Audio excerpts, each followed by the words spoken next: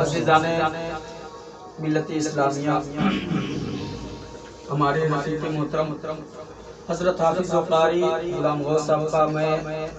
دل کی اتھا گہرائیوں سے مشکور ہوں کہ انہوں نے میری دعوت کو قبول کرتے ہوئے لبیک کہتے ہوئے یہاں پہ حاضر آئے، اور میں اپنے صدر محترم کا بھی میں شکر گزار ہوں کہ ایک فون پر انہوں نے اپنی نیند کو سرکار غوث پاک کے نام حوالے کر دیا، ان کے نام پر قربان کر رہے ہیں۔ اور ان چھوٹے چھوٹے بچے جو اگر گھر پہ جا کر دیکھیں تو 55 سالہ 56 سالہ بوڑھے لوگ سو رہے ہیں۔ یہ نصیبے کی بات ہے، جو جس کو اللہ تعالیٰ توفیق دیتا ہے، اللہ تعالیٰ کے پیارے رسول صلی اللہ علیہ وسلم کی پیاری محفل یا اس کے بزرگان دین کے ذکر و اذکار سننے کے لیے اپنے گھر سے تشریف لاتے ہیں۔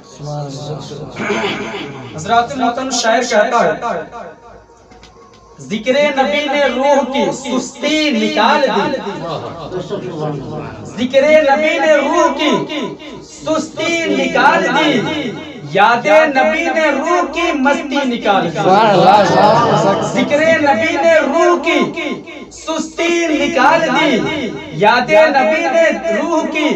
مستی نکال دی، اور روتی ہوئی ضعیفہ کے آنسوں کو دیکھ کر، روتی ہوئی ضعیفہ کے آنسوں کو دیکھ کر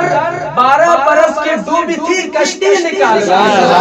روتی ہوئی ضعیفہ کی آنسوں کو دیکھ کر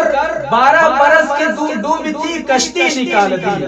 حضرات محترم، ہم اس غوث اعظم رضی اللہ تعالیٰ عنہ کی ذکر جمیل سننے کے لیے ہم اپنے گھروں کو چھوڑ کر یہاں پہ تشریف لائے۔ آئیے حضور غوث پاک رضی اللہ تعالیٰ عنہ کی چند جھلکیاں آپ کے پاکیزہ سماعتوں کے دہلیز کے حوالے کر رہا ہوں، اور یہ بتانے کی کوشش کر رہا ہوں ہم جس کی محفل میں، ہم جس کی بیان کو سننے کے لیے، ہم جس کی ذکر کو سننے کے لیے یہاں پہ تشریف فرما ہے، وہ حضور غوث پاک کی عظمت کیا ہے، حضور غوث پاک کی شان کیا ہے، حضور غوث پاک کا مرتبہ کیا ہے۔ تو آؤ سنو مسلمانوں، حضور غوث پاک کا مرتبہ یہ ہے، حضور غوث پاک کی شان یہ ہے کہ اس وقت تک سورج بلند نہیں ہوتا ہے جب تک کہ در دولت، جب تک کہ غوث اعظم کے در دولت پر حاضر ہو کر سلامیں نہیں، اس وقت تک سورج نہیں طلوع ہوتا ہے، اس وقت تک سورج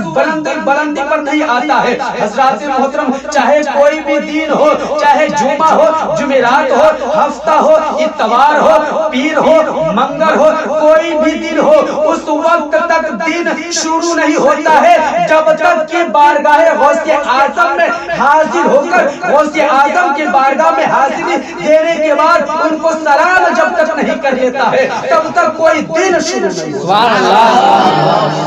یہ حضور غوث پاک رضی اللہ تعالیٰ عنہ کی عظمت شان ہے۔ حضور غوث پاک رضی اللہ تعالیٰ عنہ کس پایا کے ولی گزرے ہیں، جس طریقے سے ہمارے آپ کے پیارے آقا حضور محمد مصطفیٰ صلی اللہ تعالیٰ علیہ وسلم تمام انبیاء کرام کے سردار ہیں، اسی طریقے سے ہمارے حضور غوث پاک تمام اولیاء کرام کے سردار ہیں۔ ایک عربی میں کہاوت ہے، یہ شعر بھی ہے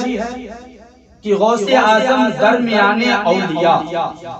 کہا دیا سبحان اللہ، غوث اعظم درمیان اولیاء چو محمد درمیان انبیاء، یعنی جو شان میرے مصطفیٰ کی نبیوں کی جماعت میں ہے، جو مرتبہ میرے نبی کی نبیوں کی جماعت میں ہے، جو مرتبہ میرے نبی کی نبیوں کا سردار بن کر ملا ہے، وہی مرتبہ میرے غوث اعظم کے ولیوں کو، میرے نبی کو اللہ رب العزت نے نبیوں کا سردار بنا کر ان کے سر پہ تاج زرری رکھا ہے، ختم نبوت کا تاج سر پہ سجایا ہے۔ اسی طریقے سے حضور صلی اللہ تعالی علیہ وسلم کے پیارے نواسے حضور غوث الثقلین حضور سیدنا شیخ عبد القادر جیلانی رضی اللہ تعالی عنہ کی ذات طیبہ تمام اولیاء کرام کے سردار کا تاج حضور غوث پاک کے سر پہ سجایا۔ شعر کہتا شاعر کہتا ہے غوث اعظم درمیان اولیاء چو محمد درمیان انبیاء، غوث اعظم درمیان اولیاء چو محمد درمیان انبیاء۔ درود پاک میں اللہم صلی علی محمد اللہم صلی اللہ علیہ وسلم صلاۃ و سلام علیک یا رسول اللہ صلی اللہ علیہ وسلم۔ حضرات محترم، حضور غوث پاک رضی اللہ تعالیٰ عنہ کی بس ایک بہت ہی مشہور و معروف کرامات بیان کر کے آپ کے سامنے سے رخصت ہو جاؤں گا۔ حضور غوث پاک رضی اللہ تعالیٰ عنہ جب پیدا ہوئے، پیدا ہونے کے کچھ سال کے بعد آپ کے سر سے آپ کے سائے پیدری اٹھ گیا، یعنی آپ کے سر سے آپ کے والد کا سایہ اٹھ گیا، ان کے والد کا انتقال ہو گیا۔ ان کی پرورش کا ذمہ ان کے نانا حضرت عبداللہ سومعی رضی اللہ تعالیٰ عنہ کو دیا گیا۔ حضور غوث اعظم رضی اللہ تعالیٰ عنہ اپنے نانا جان حضرت عبداللہ سومعی کے خانقاہ میں رہا کرتے تھے، وہیں پہ اپنی زندگی بسر کیا کرتے تھے۔ ایک مرتبہ حضور غوث پاک رضی اللہ تعالیٰ عنہ اپنے نانا جان کی خانقاہ میں تشریف فرما ہے، کھیل رہے ہیں۔ ایک عورت جو دکھ پریشانی کے عالم میں اپنے بچے کو لے کر آتی ہے، حضرت عبداللہ سومعی کی بارگاہ میں لے کر آتی، آنے کے بعد حضور غوث اعظم رضی اللہ تعالیٰ عنہ کے نانا جان سے یہ عرض کرتی، حضور یہ میرا بچہ ہے،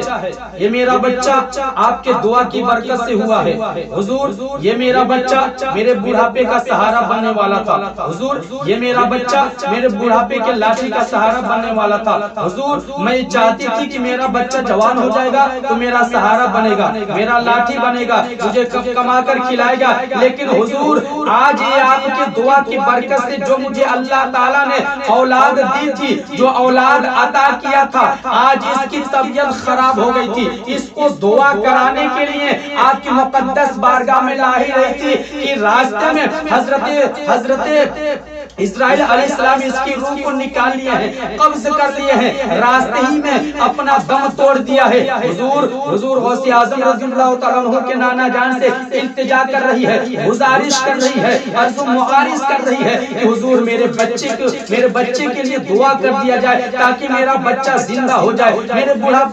بڑھاپے کا لاٹھی بچ جائے، میرے بڑھاپے کا سہارا بچ جائے۔ حضور غوث اعظم رضی اللہ تعالیٰ عنہ کے نانا حضور حضرت عبداللہ سومعی رضی اللہ تعالیٰ عنہ اپنے نگاہوں کو جھکاتے ہیں، نگاہوں کو جھکانے کے بعد لوح محفوظ کا مطالعہ کرتے ہیں، لوح محفوظ کا مطالعہ کرنے کے بعد اپنے نظروں کو اٹھاتے ہیں، اپنے گردن کو اٹھاتے ہیں اور اس بوڑھی عورت کو یہ کہتے ہوئے دلاسا دیتے ہیں کہ اے بوڑھی عورت جا صبر کر لے، تیرا بیٹا زندہ نہیں ہو سکتا، اس لیے کہ تیرے بیٹے کی عمر آج تک ہی تھی، اب اس کی عمر ختم ہو گئی ہے، اب یہ دوبارہ زندہ نہیں ہو سکتا ہے۔ اللہ مسلمانوں، میں آپ سے پوچھنا چاہتا ہوں، اگر آپ کے گود میں اگر آپ کا کوئی نور نظر، لخت جگر، آنکھوں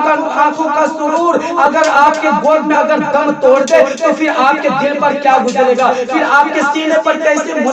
مصیبتوں کے پہاڑ ٹوٹ جائیں گے۔ آپ اپنے اشکوں کے ساون بھادوں کو روکنے کی